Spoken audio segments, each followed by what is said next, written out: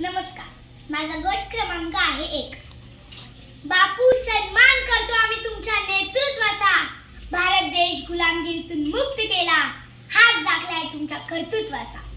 भारताच्या स्वातंत्र्य संग्रामातील प्रमुख नेते महात्मा गांधीजी यांचं पूर्ण नाव मोहनदास करमचंद गांधी असे होते. त्यांना लोक प्रेमाने बापू म्हणत. त्यांचा जन्म 2 ऑक्टोबर 1869 साली गुजरातमधील पोरबंदर येथे झाला होता. त्यांच्या वडिलांचे नाव करमचंद व आईचे नाव पुतळाबाई असे होते. इंग्रज भारतीयांना अपमानास्पद वागणूक देत होते, त्यामुळे गांधीजींनी अन्यायाविरुद्ध लढण्याचं ठरवलं. त्यासाठी त्यांनी सत्य व अहिंसा या तंत्राचा वापर केला. गांधीजींना साधी राहणी व उच्च विचारसरणी आवडत होती.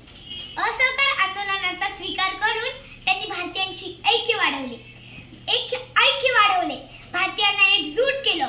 चले जाओ, भारत छोडो अशा घोषणा देत त्यांनी इंग्रजांना सळोकीपळ करून सोडलं व त्यांनी लोकांना मानवतेची शिकवण दिली व स्वदेशी वस्तू वापरण्याचे आवाहन केले. रवींद्रनाथ टागोर यांनी गांधीजींना महात्मा ही उपाधी दिली. सुभाषचंद्र बोस यांनी गांधीजींना सर्वप्रथम राष्ट्रपिता असे संबोधले.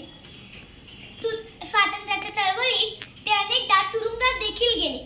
अखेर त्यांच्या प्रयत्नांना यश आले. 1947 रोजी आपला भारत देश स्वतंत्र झाला.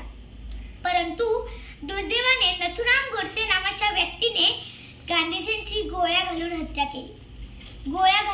केली. शेवटी त्यांच्या मुखातून हे राम असे शब्द निघाले. त्यांच्या आवडीचे भजन होते, रघुपती राघव राजा राम, पतित पावन सीताराम, ईश्वर अल्लाह तेरो नाम, सबको सन्मति दे भगवान. अशा प्रकारे शांततेच्या मार्गाने लढा देणाऱ्या या महापुरुषाला माझे कोटी कोटी प्रणाम. धन्यवाद.